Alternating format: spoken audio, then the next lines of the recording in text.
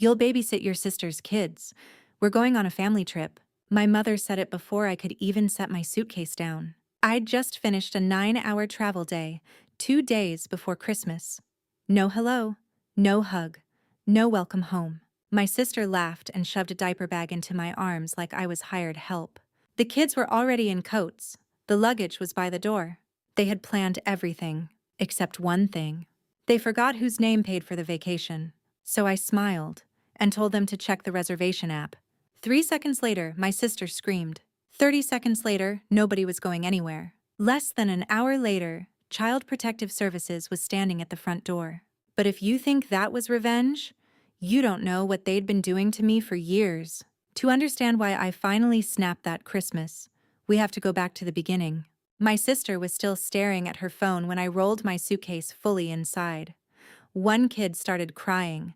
Another kept asking if they were still going to see snow. Nobody answered him. My mother stood there frozen, one hand on her purse, like if she didn't move, reality might reverse itself. I used to mistake that look for stress. It wasn't stress. It was panic when control slipped. And I knew that look well. For years, they only called me in 2 moods: celebration or emergency.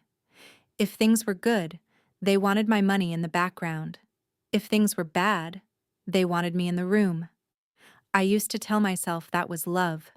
Part of me still wanted to believe it, even standing there with a diaper bag in my hand. I set the bag on the floor, calmly. That seemed to bother them more than yelling would have. "Lauren," my mother said, voice tightening, "fix this. Fix this." That was always the family language. Never thank you, never please, just fix it. The luggage by the door, the printed boarding passes on the counter, the expensive jackets on the kids. Every detail said the same thing. They had counted on me again. What hit me hardest wasn't the trap, it was how normal it felt to them. My sister crossed her arms and laughed like I was overreacting. "It's 1 week, stop being dramatic." Funny how people call it dramatic when you stop being useful. I looked around that house and noticed something I should have seen years earlier. Nothing in there worked unless I did. The mortgage, the lights, the groceries. They're little emergencies dressed up as bad luck. And once I saw that clearly, I couldn't unsee it. Then the doorbell rang, and that's when the real collapse began. The doorbell rang again, sharp and patient. Nobody moved at first. My mother looked at my sister. My sister looked at me. The kids looked at whoever seemed most likely to lie convincingly. I already knew something they didn't.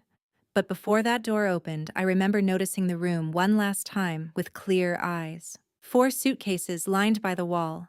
Snacks packed in zip bags. Matching ski gloves on the counter. A printed itinerary with Salt Lake City.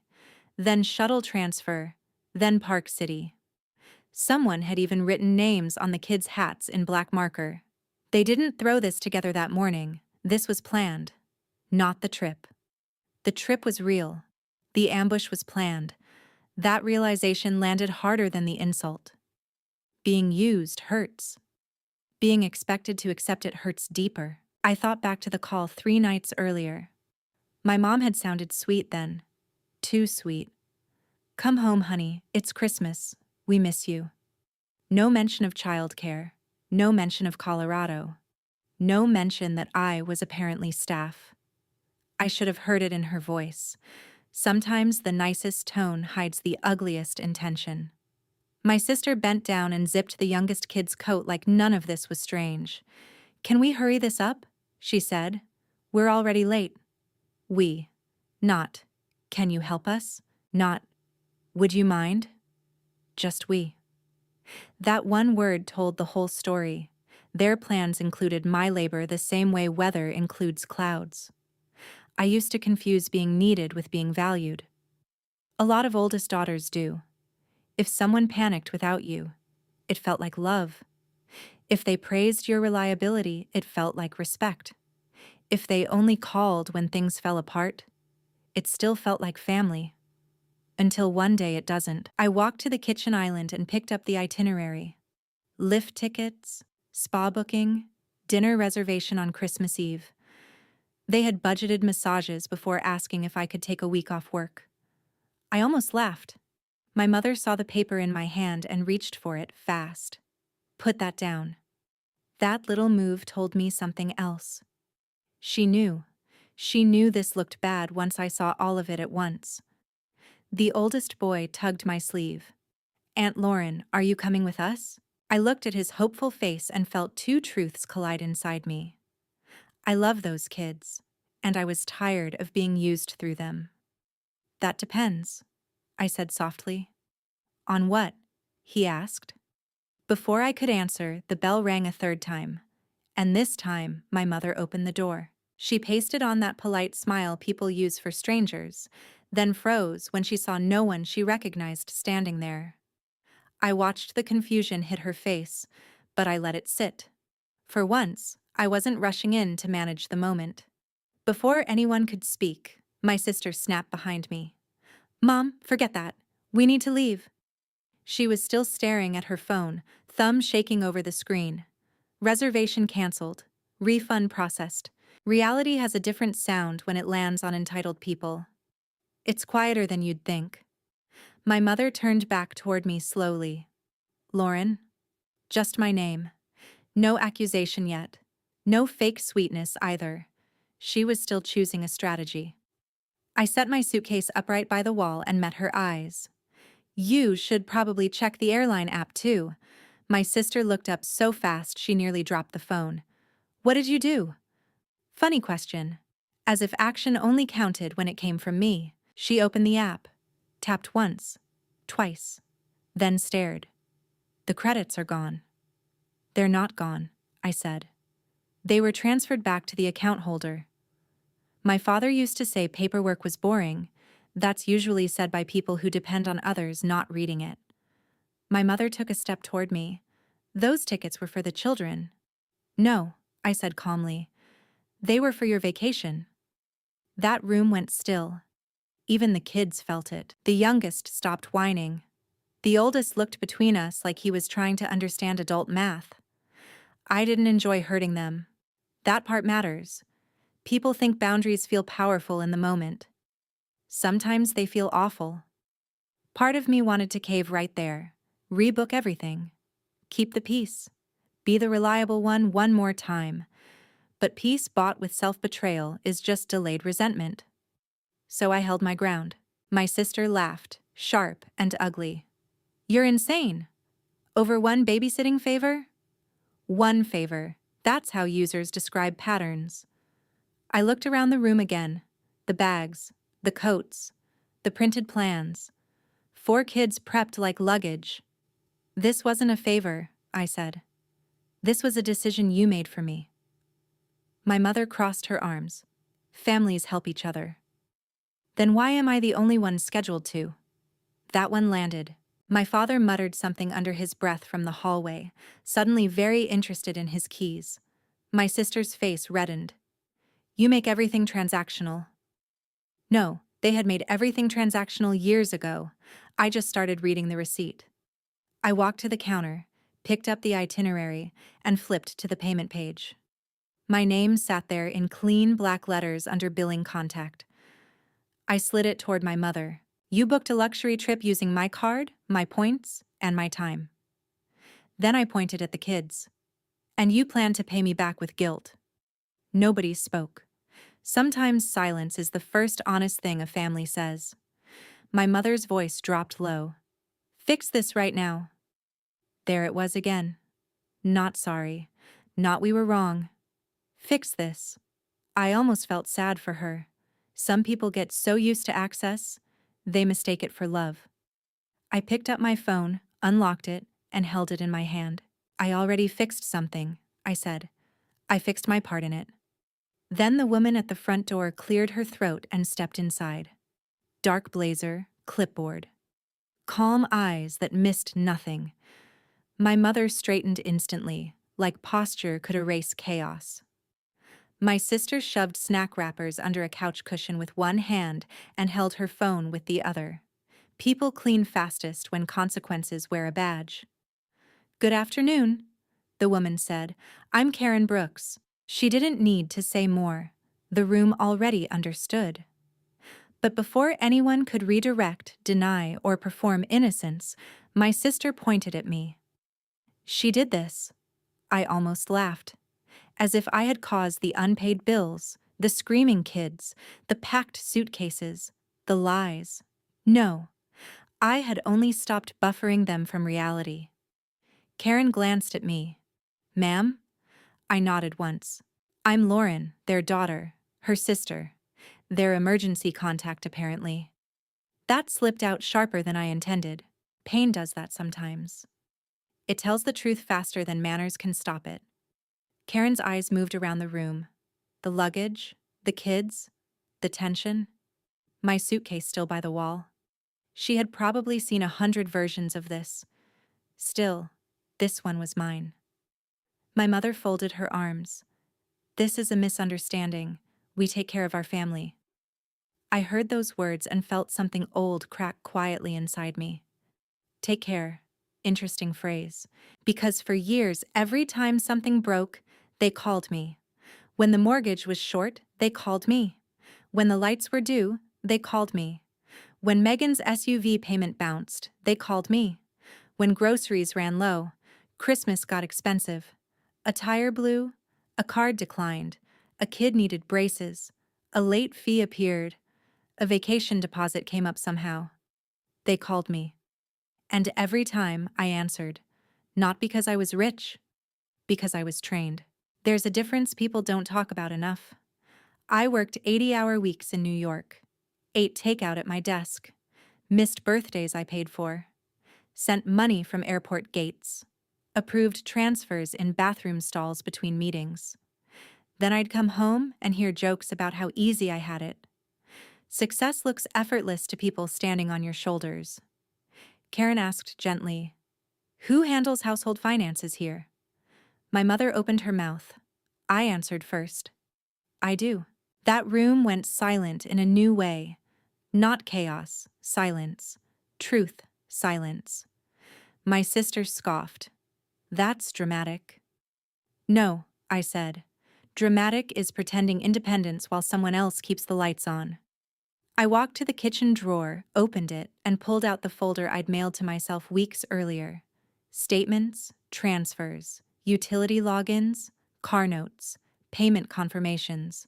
Receipts are underrated therapy. I set the stack on the counter. Mortgage assistance, 12 months. Another page. Electric, water, internet. Another. Your van payment. Another. School clothes. Another. Christmas flights. My sister's face changed with each sheet. Anger first, then confusion, then math. That's the moment users hate most, when generosity becomes visible. My mother tried one last move. We never asked for all that. I looked at her. You asked with tears. I looked at Megan. You asked with excuses. I looked toward the hallway where my father stood pretending distance. You asked with silence and let them do it. No one defended that, because no one could. Part of me hated exposing it like this. I was raised to keep family private, to protect them, to absorb damage quietly. But secrecy is expensive. Usually the kind person pays for it. Karen flipped through a few pages, then looked back at me carefully. You've been financially supporting this household? For years, I said. My voice surprised me. Steady, almost cold. Maybe calm is what anger becomes when it gets tired. The oldest boy tugged my sleeve again. Aunt Lauren, did you buy our Christmas? I looked down at him and felt my chest tighten. Kids notice more than adults think. Some of it, I said softly. He nodded like that explained too much. My sister snapped, "Stop involving the kids." I turned to her. You involved them the second you taught them I was a resource. That one hit hard. Even Karen paused. My mother's eyes filled with tears then, but not the kind I used to run toward. Some tears are grief. Some are inconvenience. You learn the difference late. Karen closed the folder and asked one quiet question. If she stopped paying today, what happens here? And nobody answered. That silence didn't start in that room. It had been building for years. I could trace it back to smaller moments. Not dramatic ones, the kind people dismiss because they don't bruise visibly. I was 19 when my mother first cried over money at the kitchen table. Rent short. Power notice folded under a mug. She said she was embarrassed even asking. I believed her. I handed over half my savings from a campus job and told myself this was what families do. That's how exploitation often begins. Not with cruelty, with guilt wrapped in need. Then came law school. Loans stacked high, sleep stacked low. I was studying civil procedure while answering calls about cable bills and insurance lapses. My father always had the same line. "You're the smart one. You'll figure it out." Funny how praise can be used like a leash. Megan had kids young, and suddenly every bad decision became urgent because children were attached to it. Missed payment? The kids need stability. No groceries? The kids need food. Broken transmission? The kids need rides. And they did need those things. That was the trap. Because if I said no, I wasn't saying no to adults. I was saying no to children who never asked to be born into chaos. So I kept saying yes. I sent grocery money during depositions, paid daycare from airport lounges, ordered winter coats during conference calls while pretending to take notes. People call women like me dependable. Sometimes that's just a prettier word for convenient. I remember one Thanksgiving especially clearly. I flew home after billing 80 hours that week. My body felt hollow. I thought maybe this year I'd rest, eat, laugh, be a daughter for once. Instead, I cooked for 14 people while Megan shopped sales online, and my mother told relatives how lucky I was to have such a glamorous life. No one mentioned I bought the turkey. No one mentioned I paid the gas bill that morning. Invisible labor becomes family tradition if you do it long enough. Part of me knew it was wrong. I just didn't want to be the difficult one. That fear costs people decades. Then there was the Christmas my father gave Megan diamond earrings on credit while texting me for $400 to cover prescriptions. I stared at the message for 10 full minutes. I sent the money. Not because I respected the choice, because I was still trying to earn fairness from people who only respected access. That realization came late. Most painful truths do. When I finally got promoted in New York, I thought things would change. More income, better boundaries, smarter me. Instead, success raised their expectations. More money doesn't solve entitlement. It upgrades it. Suddenly, I was hearing things like, "You can write this off." "It's nothing for someone like you? You don't even have kids." That last one was Megan's favorite, as if motherhood gave her permanent access to everyone else's sacrifices. I loved my nieces and nephews. I still do. But love for children should never become a hallway adults use to reach your wallet. There were nights I sat on my apartment floor after wiring money and felt angry at them, then ashamed for feeling angry, then angry again for feeling ashamed. That loop can break a person quietly. I dated less, traveled less, saved almost nothing. I owned designer stress and budget furniture. Meanwhile, back home, they described me as selfish anytime I hesitated. That's another trick users know by instinct. Take enough from someone, then punish them for noticing. The hardest part wasn't the money. It was becoming a role inside my own family. Not Lauren, provider, solver, backup plan, emergency contact. Useful people often disappear before they physically leave. I think that's what happened to me. By the time I walked through that front door 2 days before Christmas, part of me was already gone. I just hadn't admitted it yet. Then Karen looked up from her clipboard and asked to see the children's rooms. My mother forced a smile so tight it looked painful. "Of course. The house is just a little messy. We were about to leave." About to leave. Like that explained packed luggage, crying kids, unpaid bills, and 4 children being handed to me like carry-ons. Karen nodded politely. the way professionals do when they've already heard enough. I understand, she said. I'd still like to take a look. My sister muttered something under her breath and scooped up the toddler. He reached for me on instinct. That almost broke me. Kids always know who shows up consistently. They may not know money, stress, or manipulation, but they know who answers. Part of me wanted to grab him, soothe him, make this easier. That reflex had cost me years. So I stayed still. Karen walked down the hallway. The older kids followed her in a nervous little line. My mother rushed ahead, probably trying to close doors before they opened. I remained in the living room, suddenly aware of every sound: cabinet doors, footsteps, a bed frame creaking. My father clearing his throat like authority still lived there. Then my sister turned on me. "You really did this," she said. No screaming, no tears, just disbelief that someone useful had limits. "I reported concerns," I said calmly. "You called CPS on family." "No," I said. "I called because there were kids involved." Truth sounds cruel to people protected by lies. Her face hardened. "You're jealous." That almost made me laugh. Jealous of what? The debt? The chaos? The dependence dressed up as motherhood? But envy is a convenient story. It lets selfish people stay innocent. "I'm tired," I said. Sometimes the most honest word is the simplest one. She stared at me like that answer offended her more than anger would have. From the hallway, Karen called out gently, "Ma'am, does this window lock?" No one answered fast enough. Then my mother's hurried voice floated back. "It sticks sometimes. Sticks sometimes." That was the family phrasebook. Late sometimes.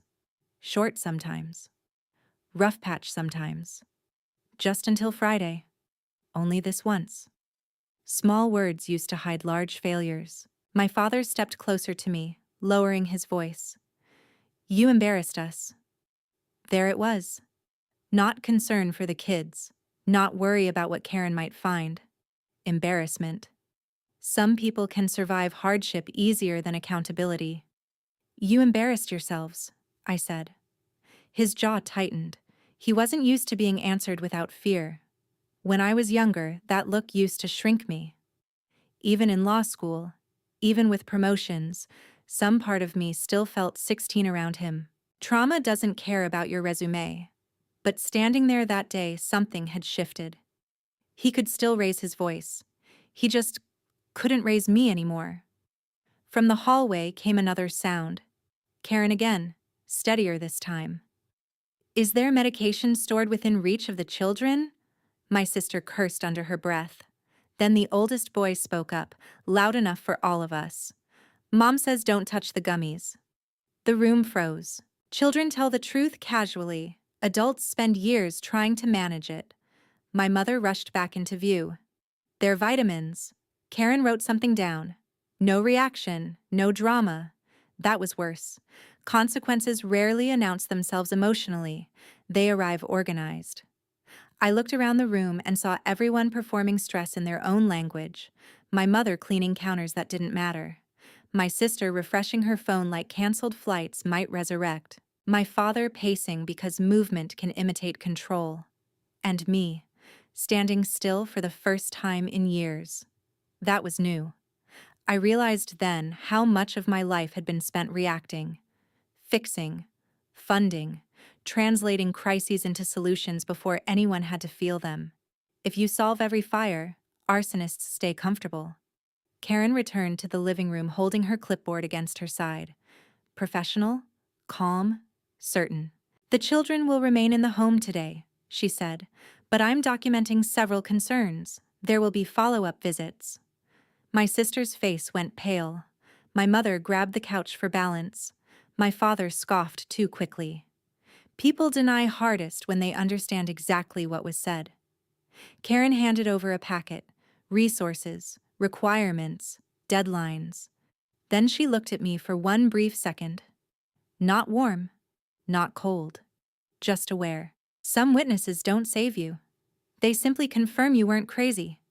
She moved toward the door. And the moment it clicked shut behind her, the real family meeting began. My sister spun toward me first. "You tried to have my kids taken." Her voice cracked on kids, not because of fear for them, because for the first time, someone else had authority in the room. My mother joined in fast. "What kind of daughter does this?" "Funny question. The kind who got tired of raising adults." I set my coat over the chair and looked at both of them. They wanted a villain. Families like ours always do. It keeps everyone else innocent. "I didn't call CPS on you," I said. Neither of them blinked. "I called because of the kids." That landed differently. You can accuse someone of revenge. It's harder to accuse them of concern. My sister laughed anyway, too loud, too sharp. "Concern? You hate that I have a family. There are people who mistake chaos for family because structure has never met them." "I love those kids," I said. "That's why I did it." My mother scoffed. "If you loved them, you'd help." There it was again. Help, in our house, meant silence. Money, availability, never truth. I used to accept that definition because it kept me needed. Needed can feel a lot like loved when you're starving for both. But they're not the same thing. If I loved them your way," I said, "I'd keep covering everything until they grew up thinking this is normal." Nobody spoke, so I kept going. They'd learn that women burn out quietly, that bills pay themselves, that adults can lie, neglect, and dump responsibility on whoever feels guilty enough. My sister's face changed then. Not softer, smaller. Sometimes anger shrinks when truth names it. My father muttered from the hallway, "You always think you're better than everyone." "No," I said. "I just finally stopped pretending this was okay." Part of me expected relief after saying it. Instead, I felt grief. Because once you say the truth out loud, you lose the comfort of denial. The oldest boy peeked around the corner, clutching one glove. "Are we still going?" My sister snapped, "Go to your room." He flinched. That tiny movement told the whole story. Children learn tension long before language. I crouched to his level. "Not today, buddy." He nodded like disappointment was familiar. That hurt more than any insult in the room. I stood back up and looked at my family. "You think I betrayed you?" I said quietly. "But I think I interrupted something that was hurting them." No one answered, because deep down they knew exactly what I meant. Then my mother opened her mouth and finally said the line that explained everything. "You're the oldest. This is your responsibility." There it was. Not love, not gratitude, not partnership. Assignment. I'd been handed a role so young they forgot to ask if I wanted it. My sister folded her arms like the case was closed. My father nodded once from the hallway, as if age itself made them right. For years, that sentence would have worked on me. That day, it sounded tired. "No," I said calmly. "It was convenient." "You would have thought I slapped somebody." My mother's face hardened. "After everything we did for you?" That phrase is powerful in families that keep bad accounting, because it ignores what came after. Yes, they raised me. Then I helped raise them. I pulled my phone from my pocket and opened the banking app. My thumb hovered for a second longer than I expected. Part of me still wanted to rescue them one last time. That's the thing about old roles. Even when they're killing you, they feel familiar. Then I hit the screen. Recurring transfer canceled. Groceries fund canceled. Utility backup payment removed. Car note auto pay disabled. Emergency account closed.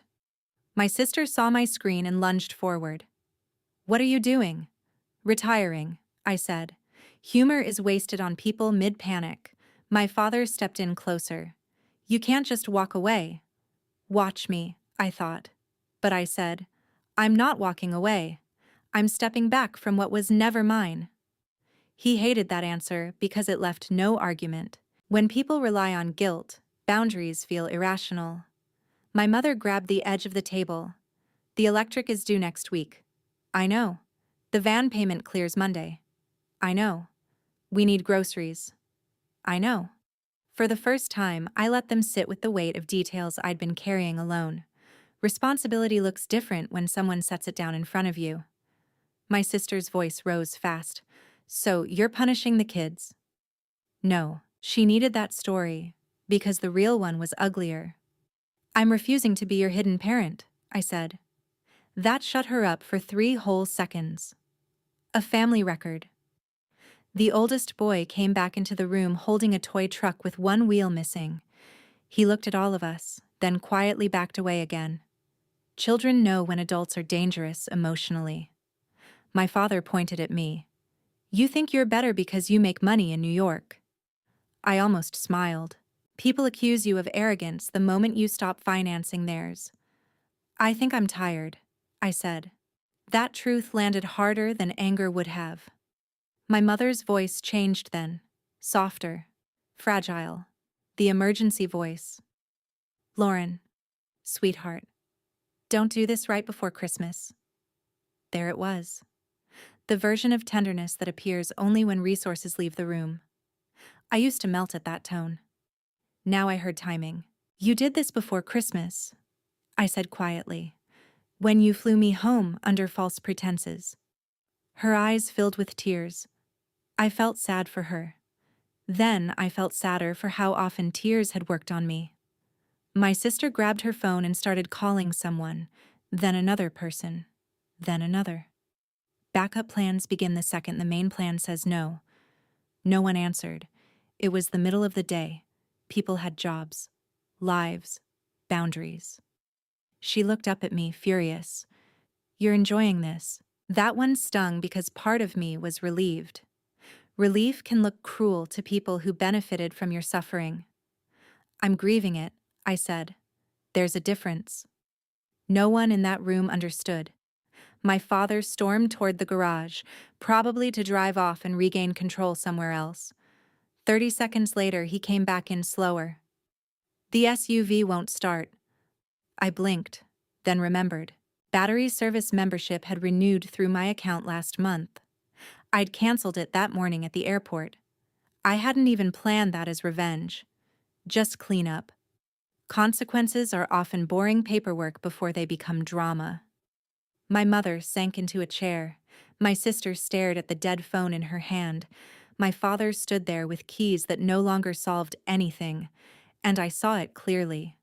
This house hadn't been standing on savings or discipline or sacrifice. It had been standing on access to me. Useful people rarely know how much they're carrying until they stop. I walked to the kitchen counter and unplugged the tablet they used for grocery orders and streaming accounts tied to my card. One cord. Small sound. Huge. Meaning. My mother whispered, "What are we supposed to do now?" No sarcasm, no anger, just fear. That was new too. I thought about answering with every lecture I'd swallowed for years. Get jobs. Budget better. Grow up. Try honesty. Instead, I told the truth. The same thing I've been doing. I picked up my suitcase. No one tried to stop me, because the collapse had already started.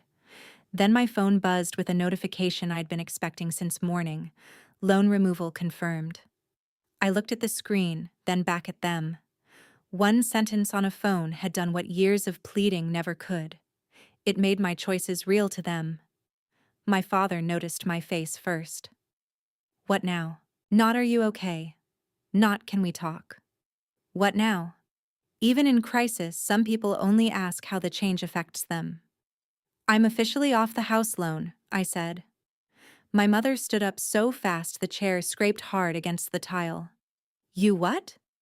There's a grace period, I said calmly. Then you'll need to qualify on your own. My father laughed once, short and angry. You'd risk your parents losing their home? Interesting wording. Risk implies I created the danger. No, I just stopped covering it. The house was at risk when no one learned to carry it, I said. That one hit deep. I could see it. My sister stepped in next, eyes wet now. So that's it? You ruin everyone and leave? Ruin. Another favorite word of people meeting consequences. I didn't ruin anything, I said. I revealed what was already broken. Truth rarely feels gentle when it arrives late. My mother changed tactics again, faster this time. The tears disappeared. The anger came back. "You selfish little girl," she snapped. "After all we sacrificed for you." Little girl. She only called me that when she wanted me small again. Part of me still reacted to it. Some wounds keep muscle memory. But I stayed steady. "You sacrificed raising a daughter into a utility bill," I said quietly. No one breathed. My father took a step closer, shoulders squared, using size the way some men use arguments. "If you walk out that door," he said, "don't bother coming back." There it was. The love in that house had terms and conditions. I wish I could say it didn't hurt. It did. Even when you expect rejection, hearing it from your father lands somewhere old. But pain can clarify things denial never will. I nodded once. "That only works if I still need permission." His face changed then. Smaller. Meaner. When control fails, contempt usually replaces it. My sister started crying for real now. What about the kids? That question almost moved me. Then I remembered she hadn't asked it once when handing them to me at the door. "Ask yourself that," I said. The oldest boy was watching from the hallway again, silent as winter. I hated that he was seeing this. Children remember tension in fragments, tone, faces, doors closing. I hoped someday he'd also remember one adult who finally said no. My mother pointed at my suitcase. "Take your things and go." No pause, no reconsidering. Years of payments bought me access only while they continued. That was the final lesson. As long as I paid, I belonged. The second I stopped, I became disposable. Strange how fast some families tell the truth when money leaves. I picked up my suitcase handle and felt lighter than I should have. Grief on top. Relief underneath. That combination feels a lot like freedom. I walked to the door, then turned back once. They stood there together for the first time all day. United. Finally. Against accountability. "I hope you figure it out," I said. And for the first time in years, I meant without me. Then I stepped outside into the Arizona sun and everything got quiet. Not peaceful quiet. The strange kind that comes after something breaks for good. I stood by the curb with my suitcase and realized no one had followed me out. No apology. No, wait. No one asking where I was going. For years, I thought leaving would create panic. Turns out, it created inconvenience. That hurt more than I expected. I called a rideshare, slid into the back seat, and gave the driver the airport first. Then halfway there, I changed it. "Actually," I said, "can you take me downtown?" My new condo keys were in my purse. I hadn't told anyone I'd bought the place 6 weeks earlier. Some dreams survive only when kept private. The building was smaller than the fantasies I used to have. No doorman. No marble lobby. No skyline drama. Just clean lines, working locks, and a place no one had guilted me into sharing. Perfect. When I opened the door, the apartment smelled like fresh paint and unopened boxes. My footsteps echoed a little. I love that sound. It meant nothing was crowded with other people's needs. I dropped my suitcase in the bedroom and sat on the floor because I didn't own enough furniture yet. Then I laughed once, unexpectedly. I had spent years funding full houses while living like a temporary guest in my own life. Now I had one room and ownership. Funny trade. I made coffee the next morning in a machine I bought for myself and no one else knew how to use. That detail made me smile more than it should have. Small control feels luxurious after long dependence. I watched snow drift past the window and waited for the usual anxiety. No calls, no overdraft fears, no emergency texts asking for just $200 until Friday. Silence again. This time it felt expensive. Part of me still checked my phone every few minutes. Trauma has habits. Even after the fire ends, your body keeps listening for alarms. By noon, I'd unpacked half a closet and cried in the middle of hanging coats. Not because I missed them, because I missed who I kept trying to be with them. That version of me was always generous, patient, available, understanding. She was also exhausted. People talk about losing toxic relationships like it's one clean cut. Sometimes you lose them and grieve yourself too. I stood there holding a hanger and realized something simple. Peace is awkward before it becomes natural. That afternoon, I ordered a cheap couch, a better mattress, and groceries nobody else had requested. Then I turned my phone face down on the counter and left it there. For the first time in years, nothing bad happened because I didn't answer immediately. That lesson alone was worth the down payment. Around 6, the screen finally lit up. My sister was calling. I let it ring once, twice, 3 times. Not to punish her, just to notice I had a choice now. Then I answered. Her voice came in smaller than I'd ever heard it. "Lauren, can you talk?" No attitude, no performance. Just fatigue. Funny how humility shows up after leverage leaves. "I've got a minute," I said. She exhaled hard, like she'd been holding air all day. "Mom's crying. Dad keeps blaming everyone. The kids are upset." CPS gave us a follow-up list. I said nothing. Silence can be cruel. It can also be space for truth.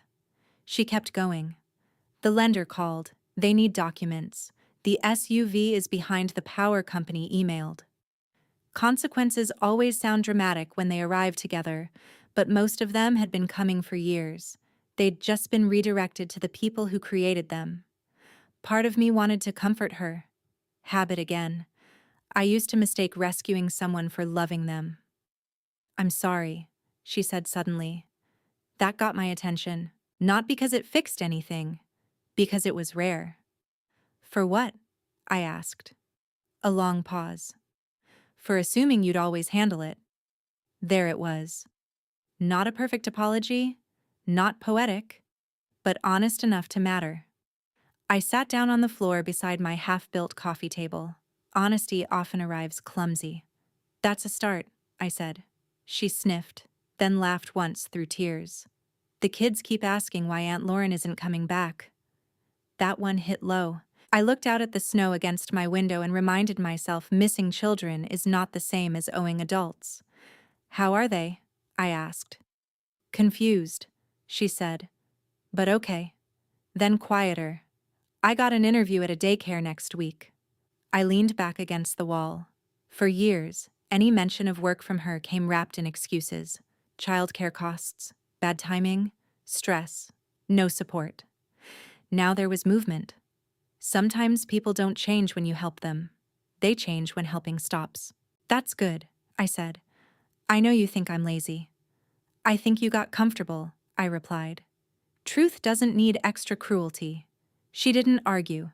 Growth often starts where defensiveness gets tired. We talked another 10 minutes. Bills, parenting classes, her fear, my boundaries. I made one thing clear. "I'm not sending money." "I know," she said. That surprised me. "I mean it," I said. "I know," she repeated. "That's why I'm still on the phone." That was the first mature thing I'd heard from her in years. After we hung up, I sat there for a while thinking about how strange healing can look. No hugs, no speeches, no dramatic reconciliation. Sometimes it's just one person admitting the old system is dead. Over the next few weeks, she sent small updates. Interview went well. Dad's truck got repossessed. Mom had to meet with benefits review staff. Kids started school on time. Found a smaller apartment. No emojis. No manipulation. Just facts. I noticed something then. When people stop performing victimhood, they suddenly have time to solve problems. My parents never called. That didn't shock me. Some people would rather lose comfort than apologize. Still, I felt lighter each time the phone stayed silent. Then one Friday morning, my sister texted a photo of the kids holding keys in front of a worn little apartment building. Under it, she wrote, "It's tiny, but it's ours." I stared at that message longer than I expected. Then I typed back 5 words. Small can be a fresh start. A minute later, 3 dots appeared, then disappeared. Then came the message I'd been waiting years to hear. Thank you for not rescuing us. I read it twice. Not thank you for money. Not thank you for fixing it. Not thank you for always being there. Thank you for not rescuing us. Some lessons only arrive after comfort leaves. I set my phone down and looked around my apartment. The cheap couch had finally arrived. The coffee table still wobbled a little. There were dishes in my sink that belonged only to me. I loved every imperfect inch of it. People think freedom has to look glamorous. Sometimes it looks like folding your own laundry in peace. My parents never apologized. Maybe they never will. I used to think closure required the people who hurt you to understand what they did. It doesn't. Sometimes closure is accepting they may never grow where you hoped they would. That truth hurt. Then it healed. I still answered my sister sometimes, mostly about the kids. School forms, a scraped knee, a lost backpack. Real life things, but the old requests never returned. Because I never reopened that door. Boundaries confuse people who benefited from your lack of them. At first they call you selfish, cold, changed. Sometimes they're right about one part. You did change. You changed enough to stop disappearing inside other people's emergencies. One night I stood by the window, city lights reflecting back at me, and realized I no longer checked my phone with dread. That may sound small. It isn't. Peace often enters quietly, then changes everything. If I learned anything from that Christmas, it's this. Love that only appears when you're useful is not love. And saying no to it isn't revenge. It's self-respect. Sometimes the hardest lesson in life is realizing this. Being needed is not the same as being loved. A lot of people spend years carrying weight that was never theirs. Paying bills, solving problems, keeping everyone steady. And they call it love. Sometimes we do too. We tell ourselves sacrifice will earn respect eventually. That if we give enough, help enough, stay long enough, people will finally value us. But real love doesn't live off your exhaustion. It doesn't require your money, your labor, or your constant rescue. Healthy relationships look different. They have gratitude, honesty, mutual effort. Not one person drowning while everyone else stays dry. There comes a moment when saying no feels cruel, but often it's wisdom. Because boundaries may disappoint people at first, especially those who benefited from having none. But boundaries also reveal the truth. They show who loved you and who only loved access to you. And peace usually begins the same way. Quietly. The moment you stop disappearing inside everyone else's emergencies and start valuing your own life.